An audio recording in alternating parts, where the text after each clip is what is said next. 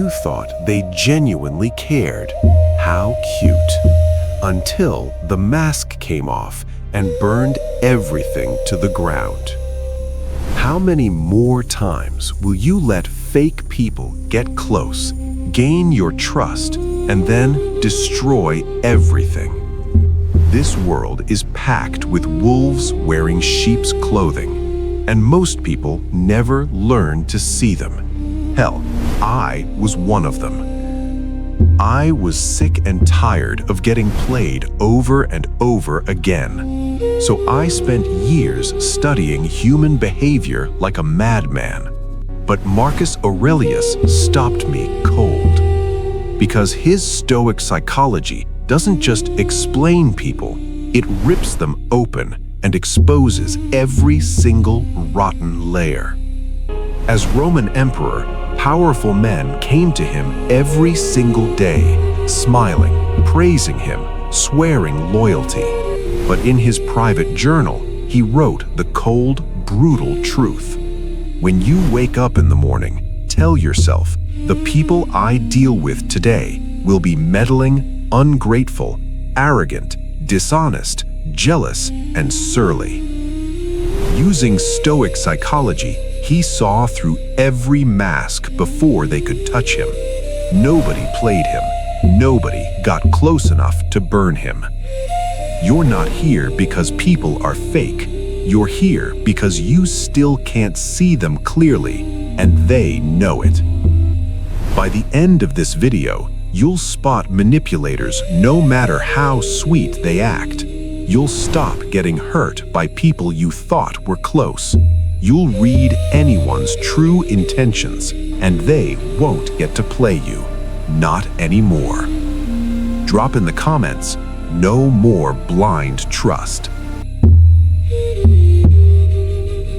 Here's the real question that hits hard. Why do people wear these perfect masks in the first place? Because it's the easiest way to get what they want without showing their true self. They know if you see their real intentions, the selfishness, the jealousy, the hidden agenda, you would never trust them again. So they put on the sweetest smile, the most helpful attitude, the strongest words of loyalty, and it works every single time.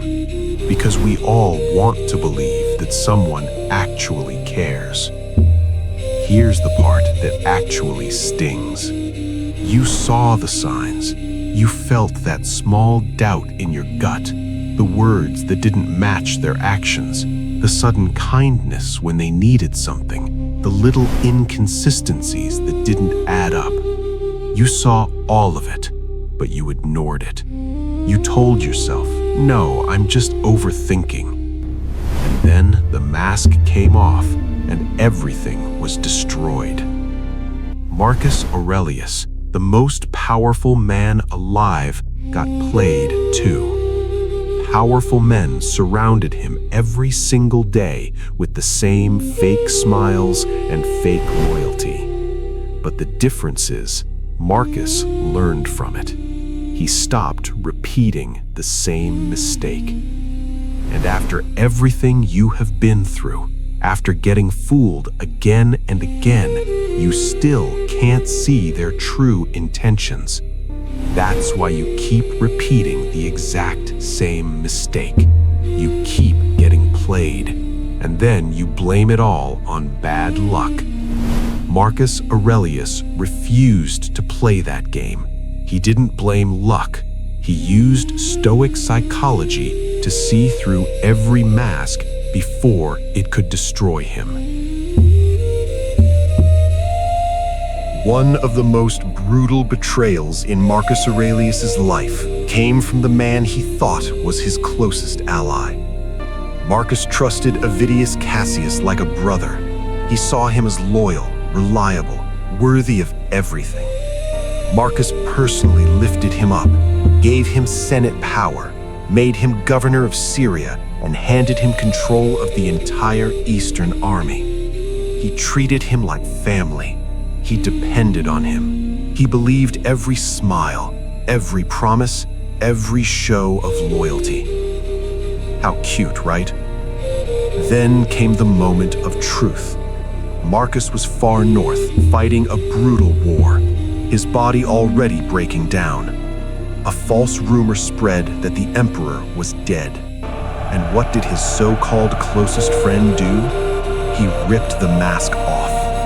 The same man Marcus had raised so high declared himself emperor. He turned the legions Marcus gave him against their rightful ruler. He launched a revolt and tried to rip the empire apart from the inside. Marcus was suddenly in deep trouble. His empire was splitting. His trust was shattered. His burdens became crushing. He paid a heavy price for trusting the wrong man too quickly. But here's the raw lesson Marcus took from that knife in the back. After that betrayal, he stopped letting friendly faces get close too fast. Before he ever trusted anyone again, he started asking himself 3 cold, brutal questions. Why is this person suddenly so kind and loyal to me?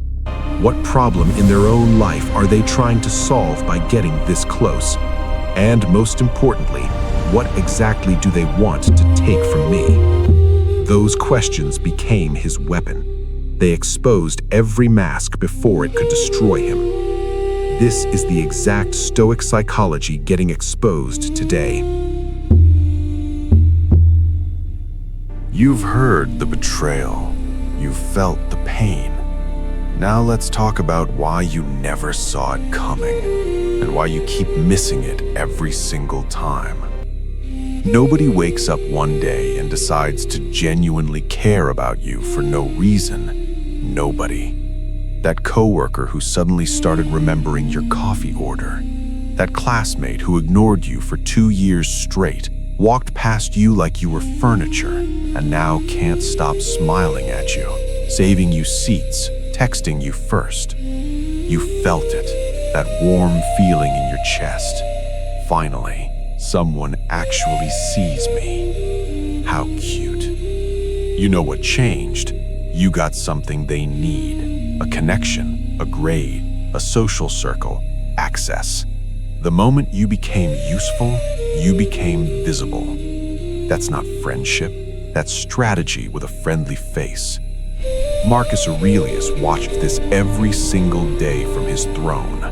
Senators who despised him privately were first in line to praise him publicly. He wrote it cold and plain. Accept the things to which fate binds you, and love the people with whom fate brings you together, but do so with all your heart. Translation: love people, but never stop watching them. He never confused warmth with loyalty. He asked himself one brutal question every single time someone new got close. Why now? What changed? What do they suddenly see in me that they couldn't see before? Start asking that question every single time. How many times have you mistaken a hungry wolf for a loyal dog and ended up bleeding later? Ask yourself that. But sudden kindness is just the entry point. Once they're in, the real game begins. Everyone walking into your life is carrying something. A wound, a gap, an ambition they can't reach alone. And instead of fixing their own mess, they look around for someone they can use to fix it for them. That girl in your college who suddenly became your best friend right before exam season, calls you every night, laughs at everything you say, makes you feel like you finally found someone real. Then finals end, radio silence. You text first. One word replies. You sit there confused. What did I do wrong? Nothing. You did nothing wrong. You were just the solution to a temporary problem. Once the problem disappeared, so did she. People don't come to you. They come to what you carry. Your resources, your knowledge, your network, your emotional stability when their life is falling apart. You are not the destination. You are the shortcut. Marcus saw this so clearly it's almost painful to read. He wrote, "Never esteem anything as of advantage to you that will make you break your word or lose your self-respect." He understood that people attach themselves to advantage, not to people. The second the advantage shifts, the attachment shifts with it. So next time someone gets unusually close, don't ask, "Do they like me?" Ask, "What problem am I solving for them right now?"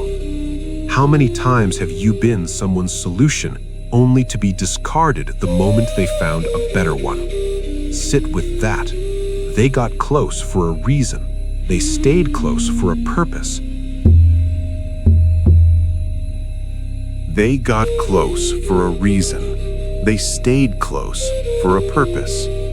Now comes the part nobody wants to admit. Everything has a price, and you were paying it without even knowing. Not what they say they want, what they actually take.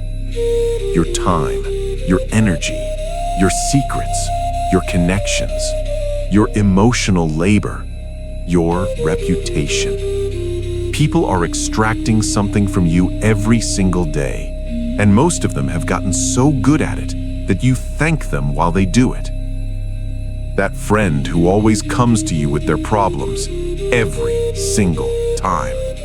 Your phone lights up and your stomach drops slightly, but you answer anyway.